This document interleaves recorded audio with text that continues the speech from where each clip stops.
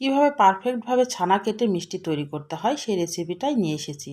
আর একদম পারফেক্টভাবে এই ছানাটা কেটে এই ইরানি ভোগ চমচমটা তৈরি করে দেখাবো, বা ইরানি ভোগ মিষ্টি বা ইরানি মিষ্টি বলে এটাকে। আমি একদম পারফেক্টভাবে এই রেসিপিটা দেখানোর চেষ্টা করব। আপনারা একবার দেখলেই কিন্তু পারবেন, এতটাই সহজ এই মিষ্টিটা বানানো।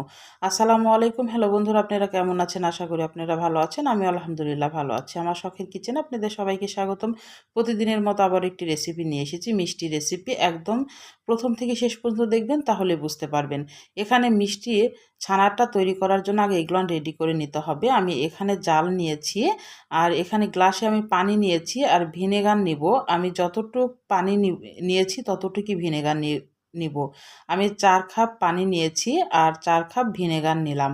আর এভাবে একটা পাতলা সুতির কাপড় নিলেও হবে, বা এরকম ছাঁকনিতেও কিন্তু ছানাটা ছাঁকতে পারেন। এগুলো আগে কিন্তু রেডি করে রাখতে হবে। তারপরে এবার আমি কড়াইয়ে দুধ দিয়ে দিলাম। আমি এখানে 1.5 কেজি দুধের মিষ্টিটা তৈরি করব। সেই জন্যে আমি 4 কাপ ভিনেগারটা নিয়েছি। আমি মাপটা বলে দিচ্ছি, যদি 1 লিটার বা 1.5 কেজি দুধ নেন তাহলে 4 কাপ আপনারা ভিনেগারটা নেবেন। দেওয়া দুধটা ভালোভাবে জ্বালিয়ে নিতে হবে। বেশি বলক তোলার দরকার নেই, 1টা থেকে 2টা বলক উঠলেই জালটা নিভিয়ে দিতে হবে। জালটা নিভিয়ে দিয়ে একদম মানে তাপটাকে বের করে দিতে হবে। পারফেক্ট মিষ্টি ছানার তৈরির জন্যে যে যেভাবে ছানাটা কাটানো হয়, একদম জালটা নিভিয়ে দিতে হবে। তারপরে 2 থেকে 3 মিনিট মতো এই ছানাটাকে একটু নেড়েচেড়ে নিতে হবে। নেড়েচেড়ে নিয়ে ভিনেগারটা মিশাইতে হবে। তাহলে ছানাটা একদম সফট আর একদম ক্রিমি হবে, আর মিষ্টিটাও কিন্তু পারফেক্ট হবে। আর মিষ্টি কিন্তু পারফেক্ট হয় একদম ছানার উপরে। ছানাটা ভালোভাবে যদি কাটানো হয় তাহলে কিন্তু মিষ্টি পারফেক্ট হয়। দিয়ে জালটা নিভিয়ে দিয়েছি। এবার আমি অল্প করে ভিনেগারটা এখন অ্যাড করব। ভিনেগারটা আমি বারবার দিব, একবারে ঢেলে দিব না। পানি মিশ্রণ যে ভিনেগারটা আমি রেডি করে রেখেছি, আগে অল্প করে দিয়ে এইভাবে একটু নাড়া দিতে হবে। আমি কিন্তু জালটা নিভিয়ে কিন্তু আমি 2 মিনিট মতো কিন্তু আমি ভাপটাকে বের করে নিয়েছি। দুধের যে অতিরিক্ত ভাপটা আছে সেটা কিন্তু বের করে নিয়েছি। তারপরে অল্প অল্প করে এইভাবে দিলেই কিন্তু একদম সবুজ পানিটা যখন বের হয়ে আসবে তখন জানবেন যে ছানাটা কাটা হয়ে গেছে। আমার সবুজ পানি কিন্তু বের হয়ে গেছে। এবার ছানাটাকে বেশি নাড়াচাড়া করা যাবে না। ডাইরেক্ট অমনি ছেঁকে নিতে হবে। যেগুলো আমি রেডি করে রেখেছিলাম আমি ছেঁকে অমনি ট্যাপে আমি পানি ছেড়ে দিয়ে এখন ভালোভাবে যে টক ভাবটা আছে ভিনেগারের, সেটা কিন্তু ধুয়ে ফেলতে হবে। আর ছানাটা ঠান্ডা পানি দিয়ে ধোয়ার আরেকটা কারণ, ছানাটা অতিরিক্ত কুক হবে না, ছানাটা শক্ত হয়ে যাবে না। দিয়ে ভালোভাবে এভাবে হাত দিয়ে চিপে এভাবে আমি ট্যাপের মাথাতেই ঝুলিয়ে রাখলাম 1 ঘন্টার জন্যে। 1 ঘন্টা পর আমি ফিরে আসলাম। 1 ঘন্টা পর আমি এখন ছানাটাকে হাত দিয়ে এইভাবে মেখে নিব। হাতের 4 আঙ্গুল দিয়ে ছানাটাকে মাখতে হবে, আর হাতের তালু দিয়ে হালকা একটু প্রেস করে মেখে নিতে হবে। যেন কোনো গুটি ভাব না থাকে, একদম ক্রিমির মতো। আর ছানাটা আমি একটু হাতের সাথে তুলে দেখাচ্ছি। দেখেন একদম ক্রিমির মতো হচ্ছে। যখন আঙ্গুলে আমি চাপ দিচ্ছি তখন কিন্তু কোনো দলা নেই, বা একদম সুন্দর মসৃণ হয়ে যাচ্ছে। তাহলেই কিন্তু মিষ্টিগুলো একদম পারফেক্ট হয়।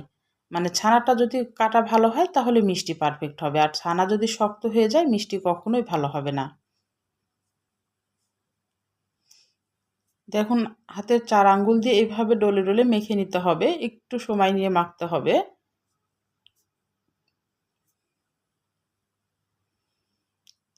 আমার মাখা হয়ে গেছে। এবার আমি এখানে 1 টেবিল চামচ মতো কর্নফ্লাওয়ার ইউজ করলাম। এখানে 1.5 কেজি দুধের জন্য 1 টেবিল চামচ কর্নফ্লাওয়ারই যথেষ্ট। আর 1 টেবিল চামচ মতো চিনি দিলাম। দিয়ে আর কিচ্ছু দিব না, কোনো বেকিং সোডা, বেকিং পাউডার কিচ্ছুই দিব না। এবার আবার একটু ভালোভাবে হাত দিয়ে মেখে নিব। এই মিষ্টিটা এতটাই সহজ, এই ইরানি ভোগ চমচমটা এতটাই সহজ। আমার চ্যানেলে কিন্তু আরও মিষ্টি রেসিপি দেওয়া আছে। আমার সবচেয়ে বেশি সহজ লাগে এই ইরানি ভোগ মিষ্টিটা। আমি এর আগে বাসাতে তৈরি করে খেয়েছি, আপনাদের সাথে শেয়ার করা হয় নাই। আমি ভাবলাম যে আপনাদের সাথে একটু শেয়ার করি। মিষ্টিটা এত পারফেক্ট হয় আর এত সুন্দর হয় আর এত সহজ, সময়ও কিন্তু খুব বেশি লাগে না। একদম অল্প টাইমে কিন্তু মিষ্টিটা হয়ে যায়, এই ইরানি ভোগ মিষ্টি। মন দিয়ে যদি যে কেউ যদি একবার দেখেন তাহলে অবশ্যই রেসিপিটা আপনারা কিন্তু তৈরি করতে পারবেন বাড়িতেই।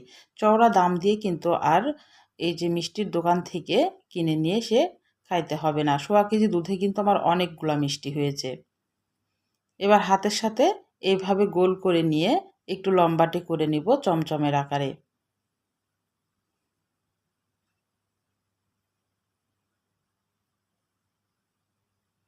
আর ছানাটার দিকে অবশ্যই ফলো করতে হবে। ছানাটা যদি পারফেক্ট হয় তাহলে কিন্তু মিষ্টিও পারফেক্ট হবে।